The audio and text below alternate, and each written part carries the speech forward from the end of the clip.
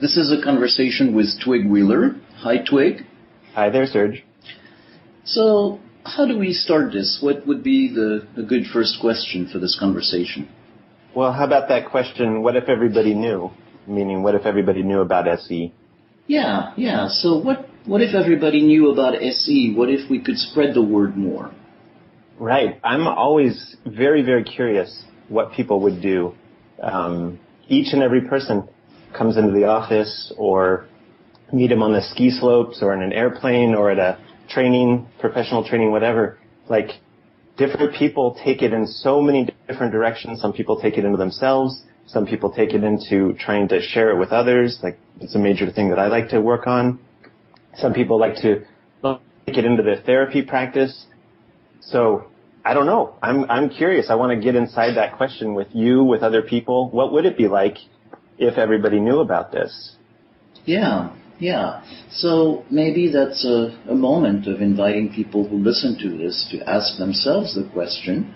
And in a way, while they're on the train of thought, you and I can continue our conversation and see how you have noticed, what happens when you start talking to people about SE in different ways. Right. Well, generally I get a lot of interest. I'm perpetually amazed that how interested people are in a kind of non-biased understanding of how distress gets repeated for people. Mm-hmm. So as soon as, when I'm traveling, people ask what I do. If I'm up for the challenge to kind of go through the explanation, I say, I'm a trauma specialist. I go around the world telling people about this kind of new information about what's happening in the field of traumatology and how our nervous system works with stress. And that leads into this kind of very quick kind of conversation where people kind of put together the combinations of what means what when you understand essentially that the nervous system is continually running incomplete survival instructions until they're completed. Yeah. So it's interesting that in a way you don't have to assume that it's going to be difficult or uninteresting for people because there's a hook. People are interested in stress, people are interested in how they function, and then you have an entry point. And people are interested in feeling better. Yeah. Right. So that's one of the joys about being involved in this work is having witnessed for myself personally, and then also being a part of other people's kind of, to say it just the easiest way, greater sense of ease in ourselves as it's happening. Mm-hmm. Like it's easy to kind of enter into these conversations with people and kind of be on the side of knowing, hey, this is possible. People can feel better. It makes complete sense that they're not feeling well from a, kind of the physicalist, scientific sense of things. It makes sense that people aren't feeling well when their nervous system has become dysregulated. And so knowing that they can feel better makes it easy to be enthusiastic about the prospect that the conversation will go positively.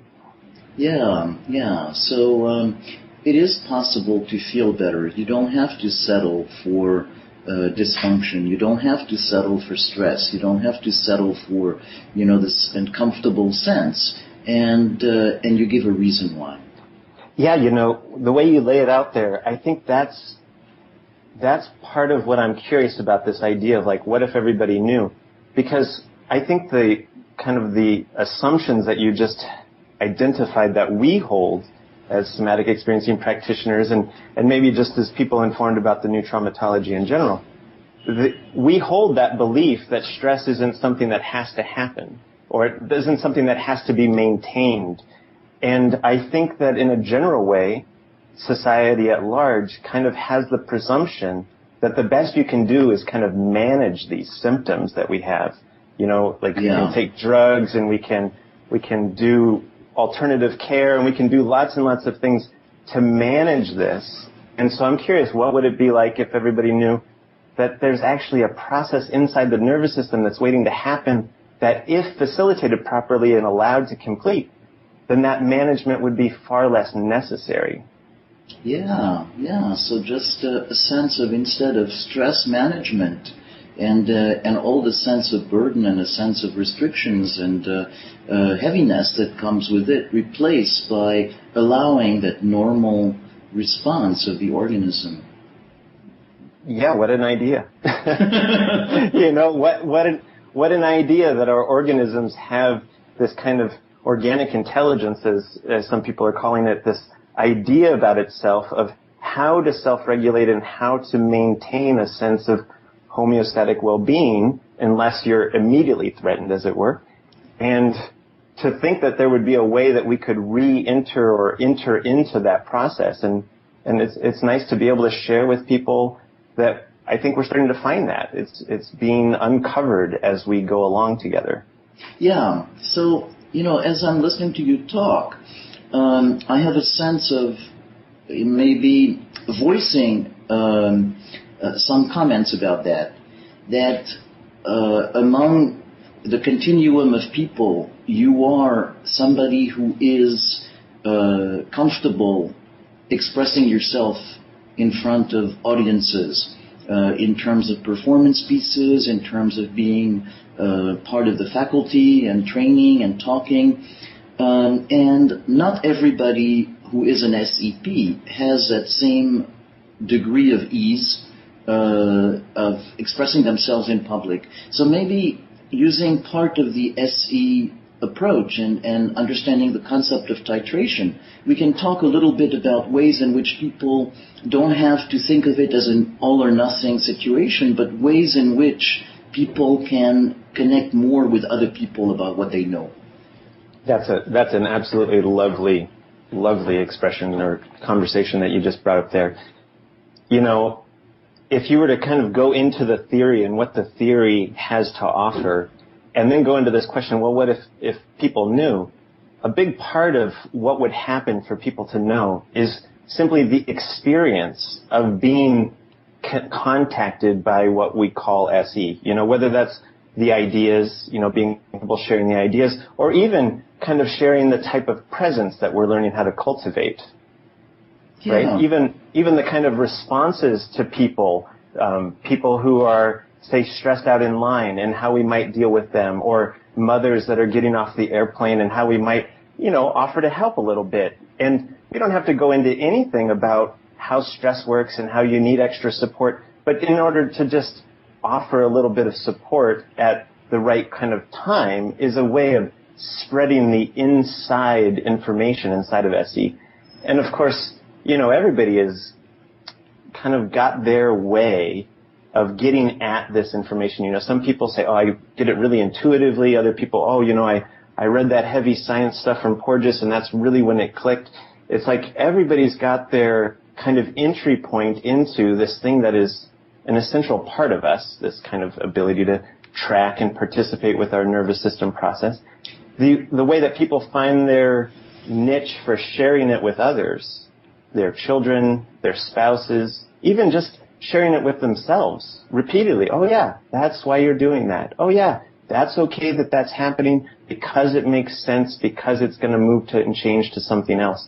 All of these kind of entry points for people to find their, as it were, their own way, where it's safe enough and not too challenging. I think that's part of the answer of what it would be like for if everybody knew. If everybody knew, then they would do their thing. Yeah, so a lot of different entry points, and depending on who you are, depending who you talk to, they can be from very intuitive to very intellectual. But one of the first one you mentioned, it can almost be done in stealth. You don't have to disclose that you're a therapist, an SCP, or anything else. It's simply to remember to practice, remember to be in that state of being regulated, and then already you have an influence on who you interact with. I think so. And there, I think there's an important point in the titration question right there. And that's, if you're out on the street and you're going to kind of rise to the occasion to meet people in this kind of way that we are cultivating as practitioners, now, sometimes you're going to notice that takes more energy than you actually have available to share with others. And part of the role of the therapeutic hour is for you to kind of concentrate your attention for that hour to be able to provide that type of attention for this other person. And when you're going to take that out into a general practice to kind of share this feeling state that we have with one another out into the world, now sometimes that's going to take more effort, more concentration of your attention than you actually have built up, that you actually have the reserve capacity for. And at that point, I kind of advocate like doing what everybody else is doing, which is kind of being in their own world and slightly separated and checked out from other people's kind of stress, so that you're not kind of in this, oh, I failed, I don't have attention to participate in that way at this moment. Yeah. Does that make sense to you? Yeah, that feels very nice. A sense of reminder that, on the one hand, you do have that capacity to develop to be in your mindful, regulated presence and to be helpful to people. But on the other hand, to really that you cannot be on all the time without burning out. Exactly. We don't ask our clients to try to do more than they can do, and we should remember that we try not to do that to ourselves as well. Yeah. So, when you were talking earlier about the many entry points, the ways in which you as a practitioner, other people can relate to SE, the way you talk about it to other people, you mentioned a range of things, and I think that's part of your enthusiasm for actually different aspects, different ways in which SE can be expressed or understood is something that's very exciting in what you do. Thank you. Yeah, thank you. And I have a sense, as we talk, that, in other previous conversations we've had, that what part of, in a way that going through this process, there's a trajectory of it that is about wanting to understand, what happened, and that the process of completion, of understanding it and dealing with it, in a way almost requires or launches that phase of speaking out. It has for me. I'm not entirely certain that that's part of the program for everybody, but part of that was for me. I mean, in a very personal way, and I can say this because I've purposefully shared my personal story so that I could talk about the work in this way. So part of my personal story is that there was a degree of kind of trauma and stress and things not being right in my childhood that I couldn't attend to. I couldn't say anything about. Part of my condition was that I was submerged in that. And if I had wanted to speak up and say, hey, things aren't right here, then that would have obviously been unsafe to do. So I didn't do that. But there has been kind of a burning desire, I think, my whole life to complete that impulse to say, hey, look, things aren't right here and we should do something else to make them right. And I think that my enthusiasm for trying to kind of help more people become aware of SE and help more people to kind of use it in a refined and intelligent fashion as best I can join in with that effort, then it's partly to say, hey, look, I think that there's far too much distress in our world, and some of us have a deep desire and even obligatory sense to look for the ways to attend to it. And having been involved in that search and then finding SE as one of those methods, one of those ways that we can turn our attention toward having a better world and having less kind of distress and insanity going around, then I'm all for that. And I've been highly dedicated to trying to be as sensible about that process as I can. And part of it is a personal completion for me. Yeah. That if the truth or couldn't be voiced, then there's something very liberating. Right, yeah. And I think we see that, I think that's part of the reality behind,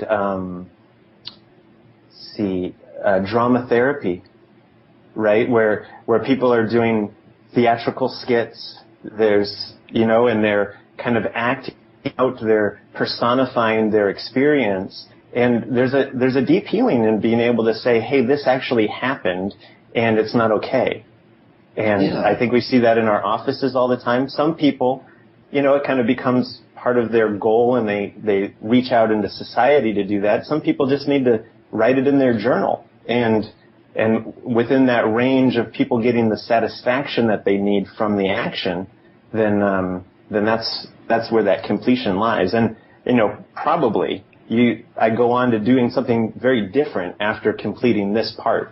Yes. So that's a very interesting way of putting it in perspective, that when we're talking and encouraging people to talk about trauma, to talk about SE, it's not from a place of you have to do it, it's a duty, it's something that's good for you, or something abstract of that nature. But in a way, the test of it is whether, as you do it, whether it feels good and whether there's a sense of it that feels like maybe a completion, or something that feels healing, or something that is, gives you a sense of it's organically right for you to do that. Oh, I think you kind of just very, very clearly said the invitational nature of how we do our work, where we create that environment, that invitation for that unfolding to happen, and that is so much more empowering than that other option of, I'm certain that this is the thing you need to do, as the professional, and to kind of turn that around to where we say, hey, what needs to happen to feel right to move on to what happens next? That's great. Thank you. Yeah. So maybe we can just take a moment right now, actually, to use that to say what feels right to happen next in this conversation. Great. Well, maybe I'll just throw out an idea. Mm-hmm. And this will be a particular idea. And I was kind of doing a little bit of work this morning, and part of how I do that is I kind of just let my mind go and say, hey, what else haven't I thought about in terms of how to go about this animation of this work that I'm trying to do? And so I thought, well, you haven't tried a door-to-door salesman approach yet. You haven't, people, when they used to have information that they really wanted to share, they would, put together a few books and walk door to door and sell books, and could even be the Encyclopedia Britannica. And so I started having these imaginations of walking door to door. And then I said, well, we have a big enough library now that, some of it's very personable and easy to read, for people, lay people who aren't, informed in the sciences and therapeutic traditions and all of that. And then we also have books that are more organized toward them. And I was thinking, well, maybe it would be fun for a time to do something like that, not in order to assume that that's going to kind of be something that I do a lot, but in order to then see what that says about how people become interested in this information. Right? And I think the larger thing that I'm actually after here is that SE, somatic experiencing, the practice, the technique, the guidelines, the modality, as it were, that people use in therapy, that is so rich with information at so many different levels of the human experience, and so easy to get in touch with at different levels. If we open our mind, open our thoughts, open our intuition, open our curiosity to how else could we talk about this? How else could we share this? How else could we kind of invite people into this information? And the one-on-one clinical hour, I'm totally into it. I believe in it. I respect its societal value, its social value, its individual value, that it's a profession, all of these things. And then at this moment in history, those are the people, clinical practitioners, are the primary people who have this information. And I don't take it as their responsibility to share it outside of their profession. They have their role that they're playing. But then I also know that there are some people inside of that and on the edge of that that are very curious, how else could this information be used? Who else would find this interesting? And that's part of what I'm after. I'm kind of after who else, how else might this be applied? And so here we go. Here's like a new idea, and it's not going to happen, but it's going to say, well, what else is like that hasn't been tried yet? Yeah. So what feels very loud and clear is this is not an either or, and it's not in any possible way affecting the role of SE as a therapy. But there is also that question of, given its potential to change lives, who else, in what other way can it be spread? Absolutely. And really, in terms of because I think there could be a slight fear of threatening the position of SE as a therapeutic tradition, and say, can we imagine as therapists how much easier it will be when our clients appreciate what we're doing before they come into the office?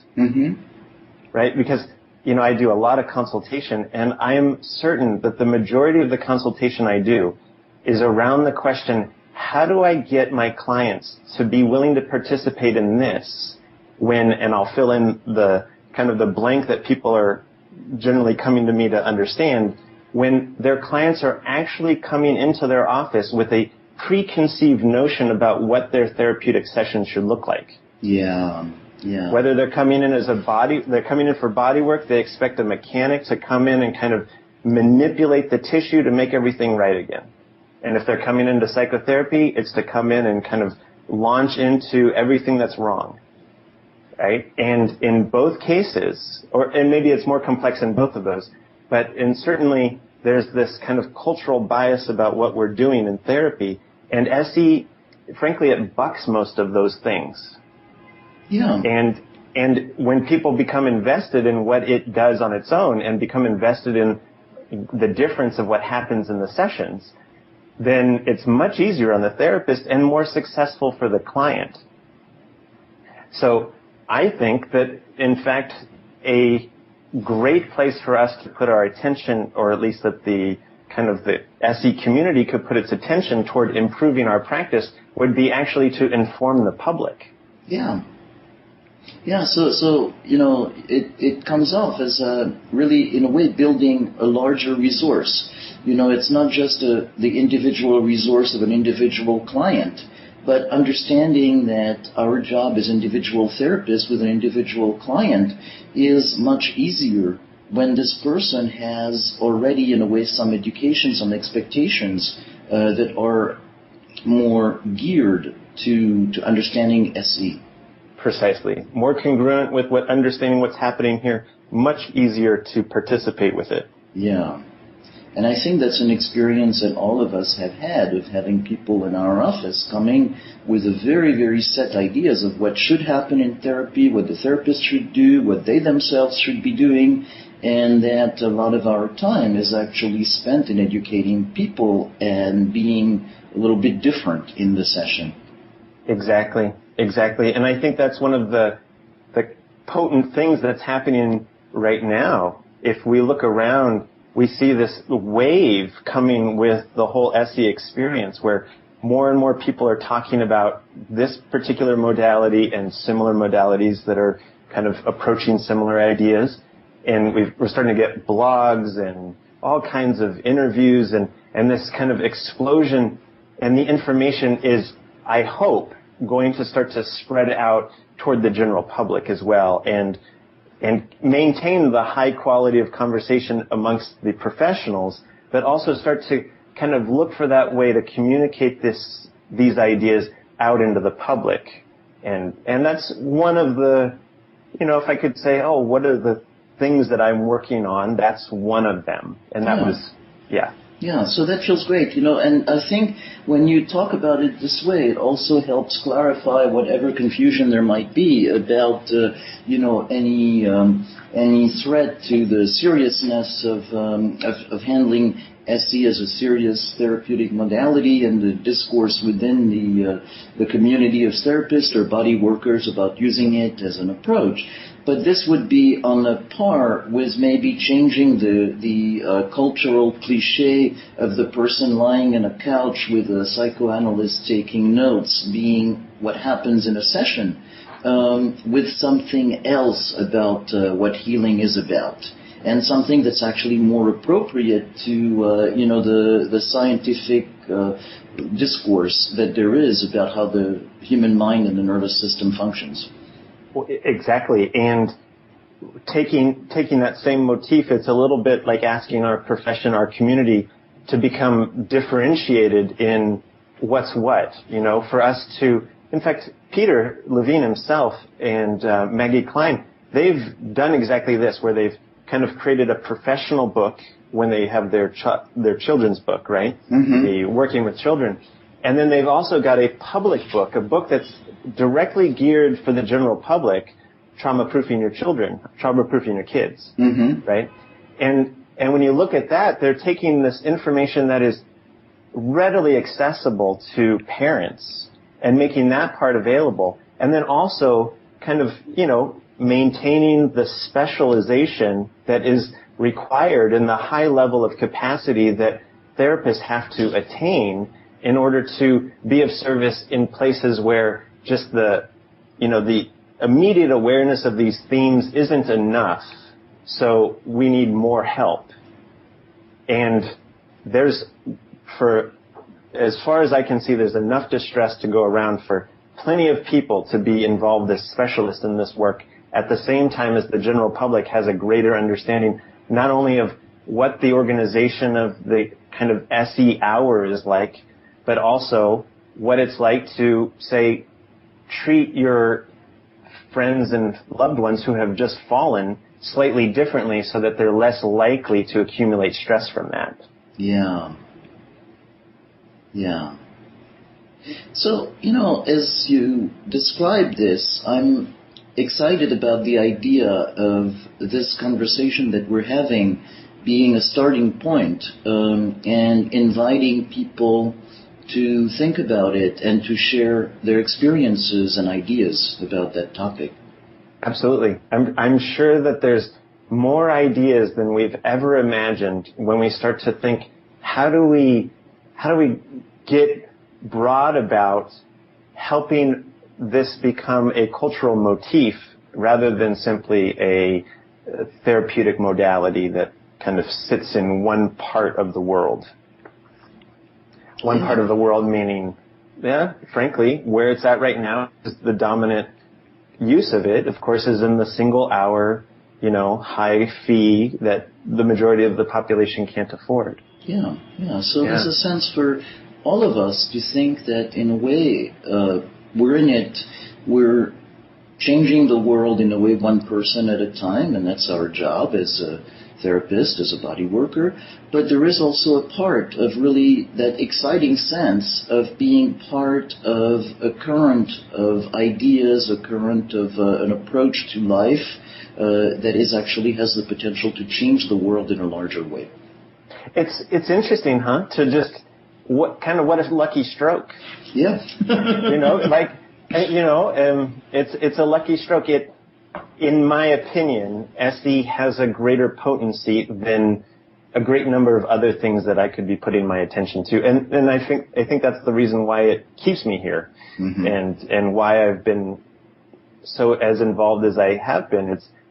It's highly compelling what you're able to do when your nervous system is less, less compulsed. It's got less compulsion in it based on these past incomplete procedural memory instructions that are kind of ruining your every moment. Mm-hmm. It's amazing what else you might put your attention to, and the more people who have that freedom of attention, I think the far better off we're going to be as a group.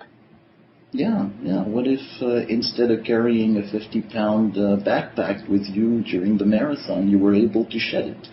Yeah, yeah. What would you do with all of that energy? What other choices would you make given the options that actually exist that, frankly, we're not able to see very often when we're carrying around that 50-pound bag and kind of weighed down by it? That sounds like a very beautiful image. Is this a good place to stop? Yeah, I'm gonna like that image of taking that backpack off and then seeing what it looks like to look around from there. Thanks, Twig.